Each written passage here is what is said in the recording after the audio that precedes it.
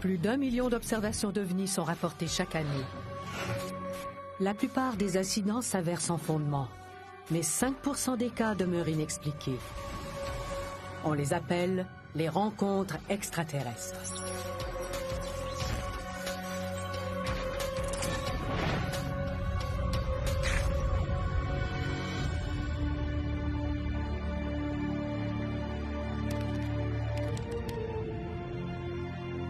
Située tout près de la frontière canadienne, la base aérienne Loring est la plus importante base de commandement de bombardiers en Amérique du Nord.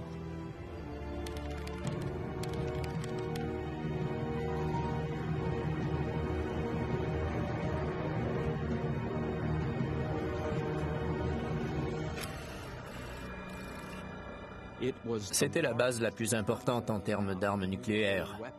Et l'incident s'est déroulé en pleine guerre froide, à une époque où les relations étaient tendues entre l'Union soviétique et les États-Unis. La sécurité de la base doit être à toute épreuve. Quiconque tenterait de pénétrer la base Loring aurait beaucoup d'ennuis.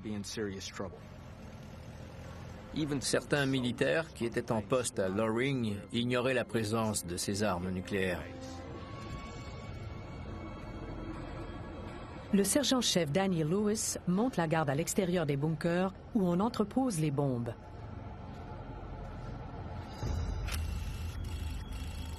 Lewis était affecté à la sécurité de la base. Et comme d'habitude, il était à son poste ce soir-là. Puis, tout à coup, il a aperçu des lumières étranges dans le ciel qui semblaient aller et venir, tout près du périmètre de sécurité de la base.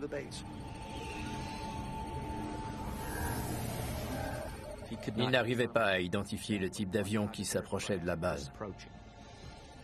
Ça se déplaçait comme un hélicoptère à l'horizontale et à la verticale.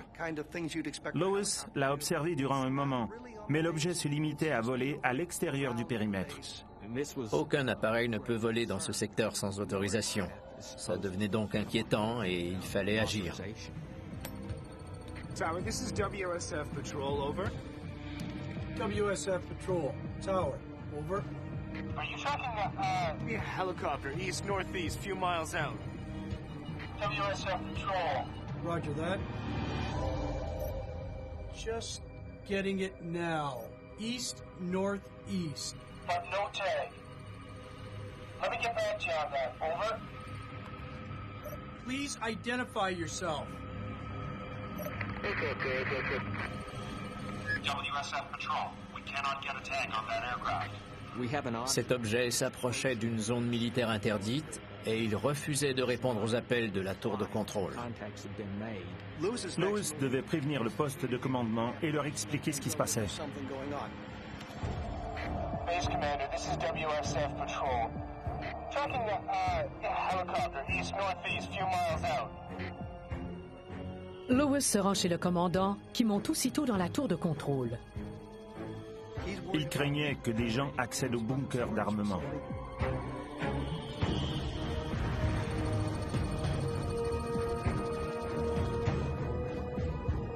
It's on the move, sir.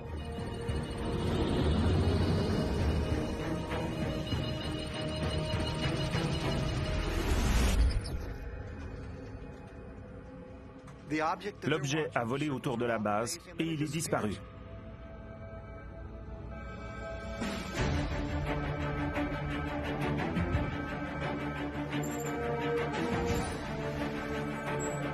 Le sergent Lewis doit éclaircir le mystère. Tower, this is WSF Patrol, moving.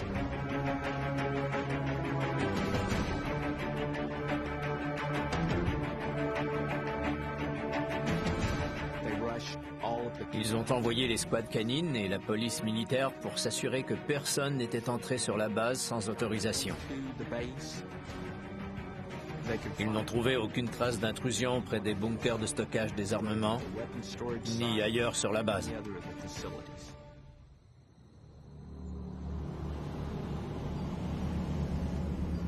Le lendemain, la base est toujours en état d'alerte.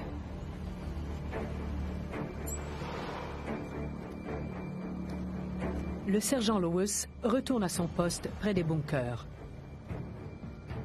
Le soir suivant, Lewis a repris ses patrouilles comme d'habitude.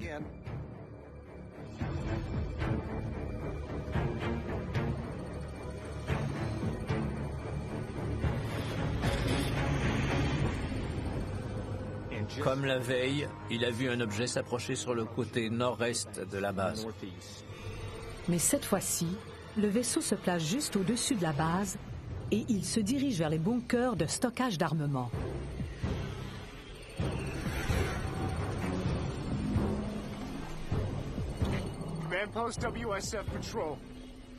Si ça avait été un hélicoptère, on aurait vu des feux de navigation et des reflets lumineux. On aurait entendu le moteur, mais c'était silencieux.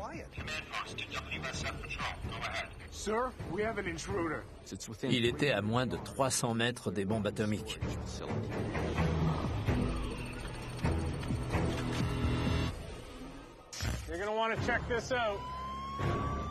Ils ignoraient s'ils étaient armés et quelles étaient leurs intentions.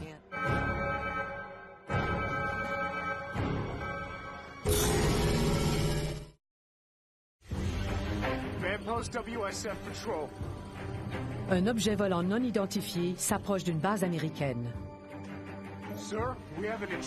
Et il vole sur place, au-dessus de l'arsenal nucléaire. L'objet s'était introduit sur la base Loring et l'incident a pris des proportions très inquiétantes. Ils ignoraient s'ils étaient armés et quelles étaient leurs intentions. N'importe quel appareil qui entre dans une zone interdite court le risque d'être abattu. La décision finale est entre les mains du commandant de la base. Il y a des protocoles à suivre avant de faire feu sur quelque chose. Il s'agissait peut-être d'un hélicoptère civil. Il faut toujours être prudent.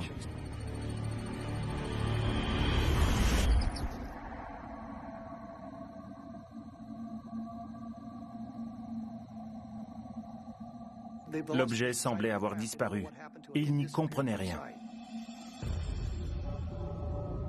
Près des hangars de bombardiers B-52, les sergents Eichner et Jones ignorent que la sécurité est compromise.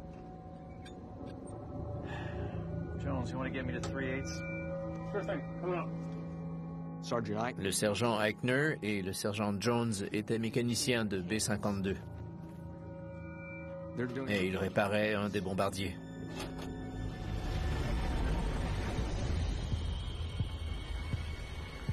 Eichner, get out here. You're going to want to check this out.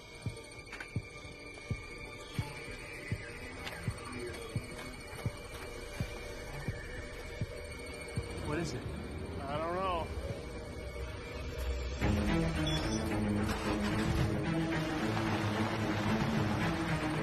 Eichner et Jones sont les 5e et 6e témoins de l'incident et ils partent à la poursuite de l'objet qui vole autour de la base.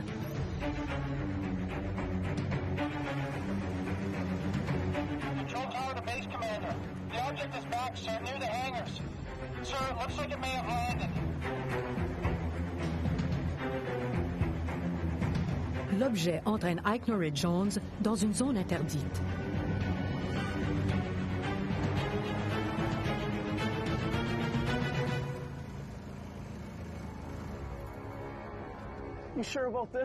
Ils ont cru qu'il valait mieux partir parce qu'ils étaient dans un secteur interdit.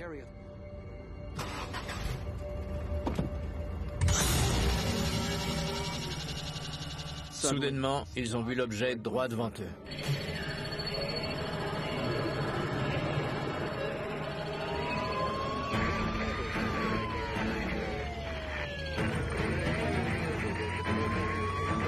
Eichner et Jones entendent la sirène des patrouilleurs et ils quittent les lieux à toute allure. Entre-temps, le sergent Lewis ne sait plus où donner de la tête.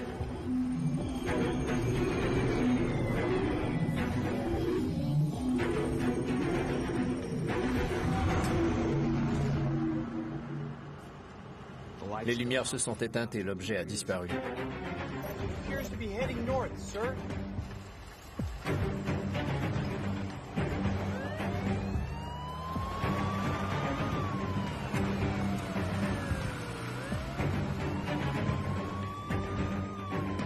Now it's left our airspace, sir.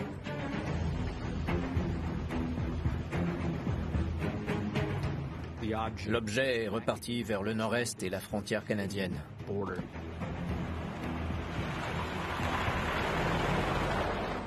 Comme la veille, il a totalement disparu des écrans radars.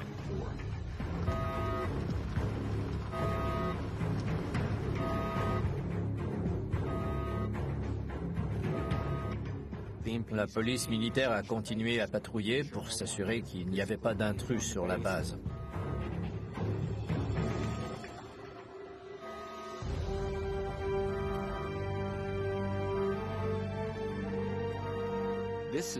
Ça a été le seul cas où on a vu le gouvernement américain admettre qu'un vaisseau inconnu avait pénétré une zone d'arsenal nucléaire.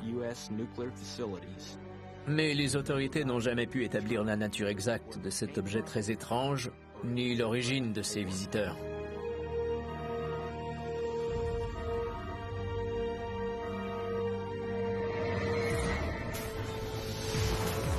Tout de suite après l'incident, la base aérienne Loring a envoyé des messages prioritaires au Pentagone, au chef de l'état-major et aux quartiers généraux du commandement stratégique aérien.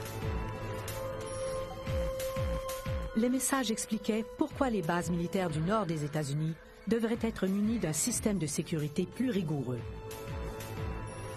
3 ans plus tard, Barry Greenwood, un journaliste de New York, entend parler de l'incident et il demande qu'on lui fournisse des informations.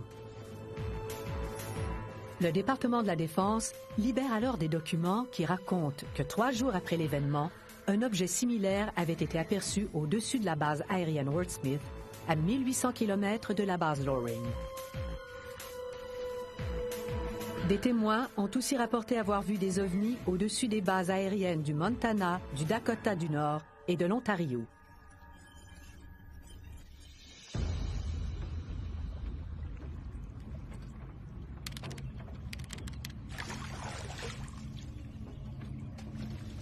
Pour le fermier suédois Knut Lindbäck, le lac Kulmjärv est un cadeau du ciel. Il en tire son eau potable et sa nourriture, et il s'en sert pour ses déplacements.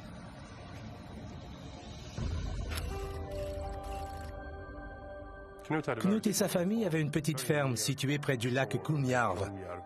Il produisait sa viande et ses légumes lui-même. C'était leur façon de vivre.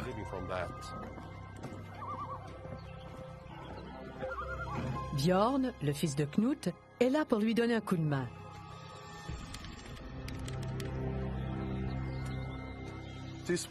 C'était 1 an après la fin de la guerre. Les gens essayaient de retourner à une vie normale.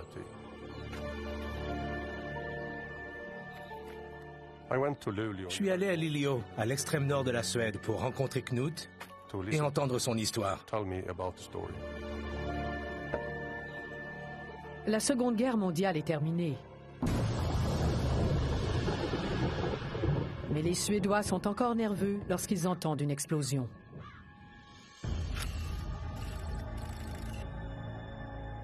En 1946, l'Union soviétique voulait dominer le monde et contrôler des pays voisins. Les Suédois ne connaissaient pas les intentions des Soviétiques et ils craignaient le pire. La ferme de Knut est à moins de 500 km de la Russie. Une attaque aérienne est toujours possible.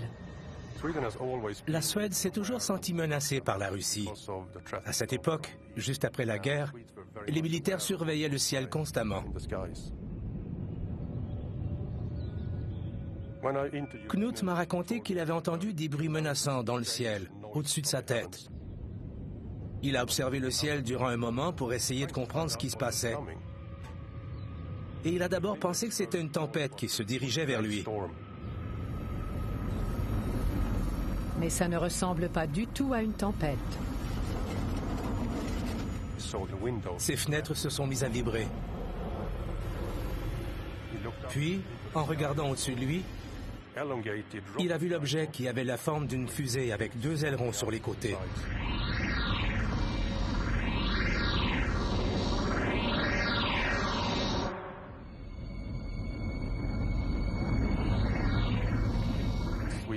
Les Suédois se souvenaient encore des missiles V1 que les Allemands avaient lancés au-dessus de la Suède durant la guerre.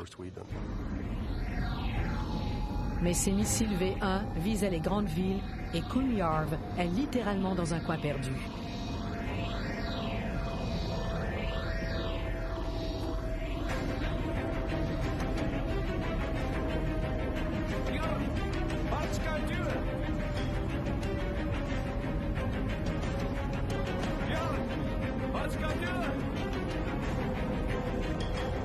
L'objet a plongé dans le lac.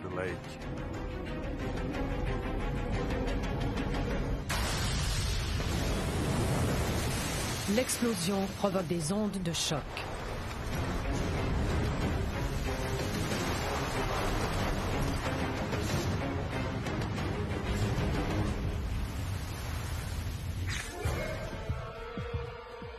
Quelque chose a touché le fond du lac et ça a explosé.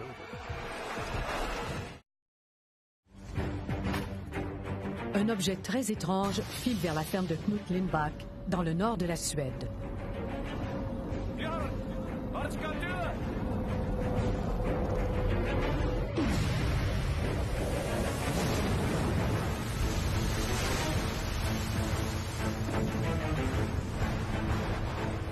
Quelque chose a touché le fond du lac et ça a explosé. L'impact déclenche d'importantes ondes de choc. Des débris du fond du lac ont été projetés sur la rive.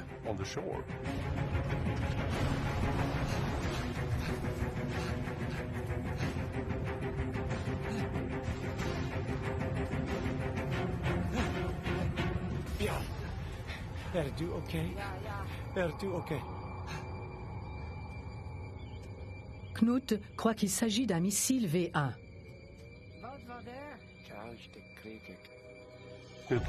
Knut avait déjà entendu parler des missiles V1 durant la guerre. Le V1 était comme un avion avec une grosse fusée sur le dos. Il volait surtout en ligne droite. Aujourd'hui, on parle de missiles balistiques à longue portée. Mais selon Knut, l'objet ne ressemblait pas à un V1. Knut m'a décrit la forme étrange du vaisseau. Cet objet n'avait pas un nez pointu comme nos avions de chasse. Il avait plutôt le nez très rond. Knut décide d'aller examiner le point d'impact. Il avait été ébranlé, mais il était curieux et il voulait savoir quelle était cette chose qui venait de plonger dans le lac. L'impact a été violent et Knut s'attend à voir des débris de l'objet flotter à la surface. Lorsque des missiles V1 venaient frapper la Suède, on pouvait trouver 2 ou 3 000 kilos de débris. Mais ici, il n'y avait pas la moindre petite pièce de métal, rien du tout. Le lac Kulmyarv fait à peine 2 mètres de profondeur. Knut tente de toucher des débris dans le fond de l'eau. Ce vaisseau était peut-être très lourd. Et il était possible qu'il se soit enfoncé dans les sédiments qui sont au fond du lac. Knut a donc essayé de trouver quelque chose en tâtant le fond avec une rame.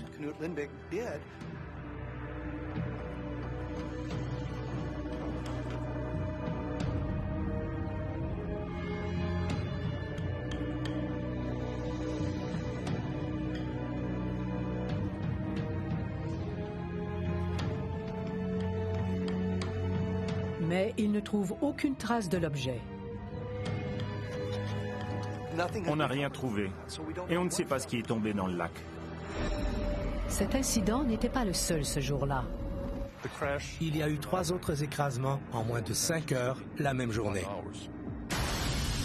Et tous ces objets sont tombés dans des lacs isolés. C'est étrange parce qu'il n'y a pas que des lacs en Suède. Et pourtant, aucun de ces vaisseaux n'a atterri sur la terre ferme.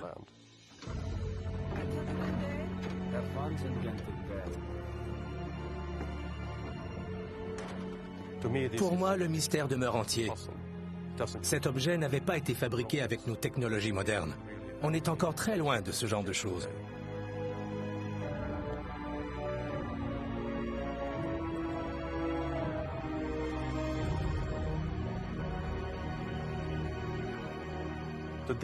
Le lendemain, des militaires sont allés examiner le lac et ils ont ratissé le fond de l'eau. Les recherches se sont poursuivies ainsi durant 2 longues semaines et ils n'ont rien trouvé.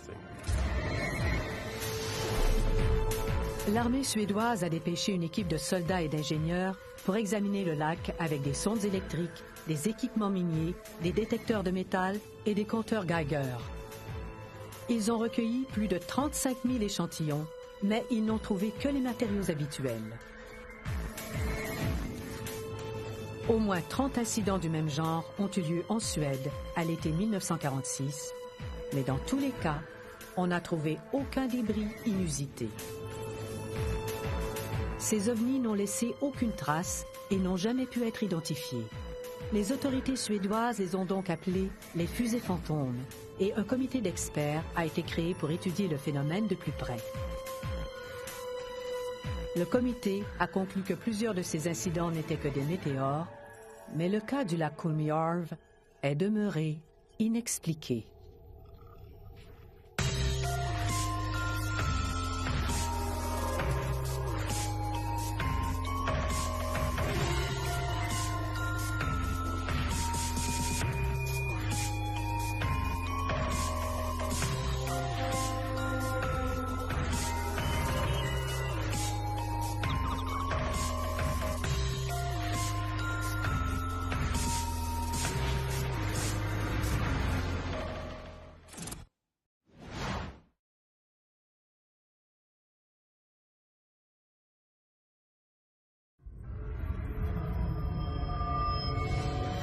Plus d'1 million d'observations d'ovnis sont rapportées chaque année.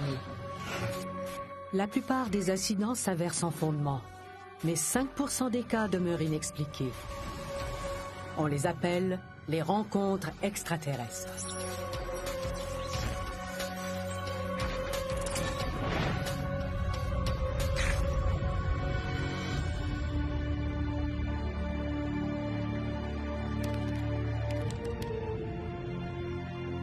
Située tout près de la frontière canadienne, la base aérienne Loring est la plus importante base de commandement de bombardiers en Amérique du Nord.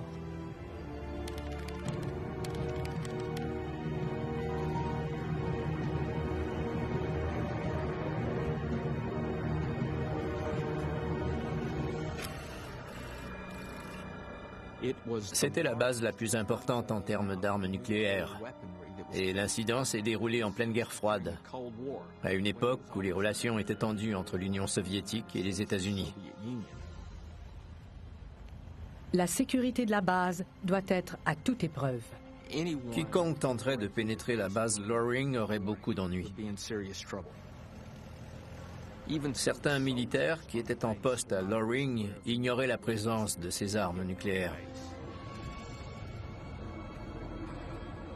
Le sergent-chef Danny Lewis monte la garde à l'extérieur des bunkers où on entrepose les bombes.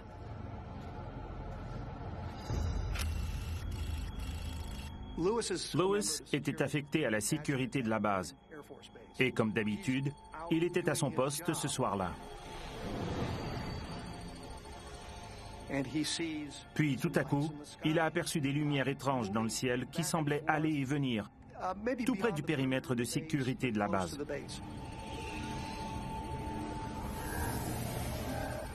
Il n'arrivait pas à identifier le type d'avion qui s'approchait de la base. Ça se déplaçait comme un hélicoptère à l'horizontale et à la verticale. Lewis l'a observé durant un moment, mais l'objet se limitait à voler à l'extérieur du périmètre. Aucun appareil ne peut voler dans ce secteur sans autorisation. Ça devenait donc inquiétant et il fallait agir. Tower, this is WSF Patrol, over. WSF Patrol, Tower, over. Are you tracking Yeah, helicopter, east-northeast, few miles out. WSF Patrol? Roger that. Just getting it now. East-northeast. But no tag. Let me get back to you on that, over. Please identify yourself. WSF Patrol, we cannot get a tag on that aircraft. Cet objet s'approchait d'une zone militaire interdite et il refusait de répondre aux appels de la tour de contrôle. Lewis devait prévenir le poste de commandement et leur expliquer ce qui se passait. Base Commander, this is WSF Patrol. Tracking a helicopter east-northeast, few miles out. Lewis se rend chez le commandant, qui monte aussitôt dans la tour de contrôle. Il craignait que des gens accèdent au bunker d'armement.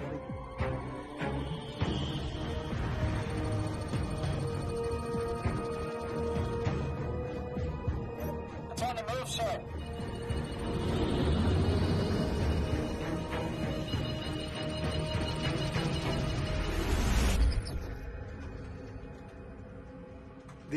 L'objet a volé autour de la base et il est disparu.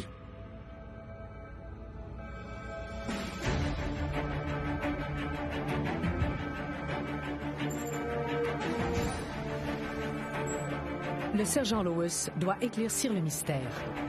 Tower, this is WSF Patrol moving.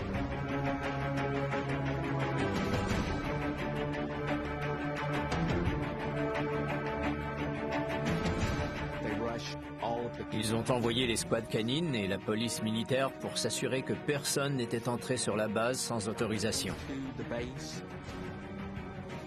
Ils n'ont trouvé aucune trace d'intrusion près des bunkers de stockage des armements, ni ailleurs sur la base.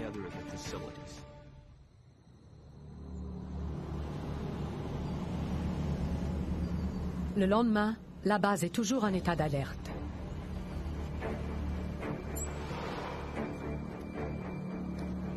Le sergent Lewis retourne à son poste près des bunkers.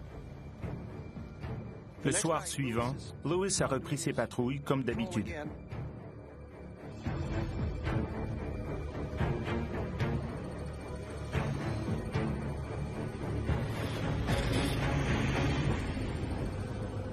Comme la veille, il a vu un objet s'approcher sur le côté nord-est de la base. Mais cette fois-ci, le vaisseau se place juste au-dessus de la base et il se dirige vers les bunkers de stockage d'armement.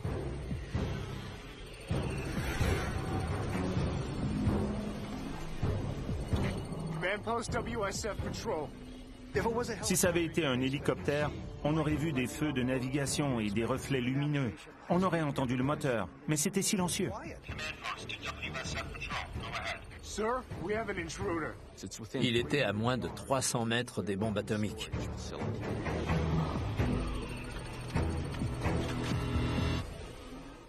You're gonna want to check this out. Ils ignoraient s'ils étaient armés et quelles étaient leurs intentions.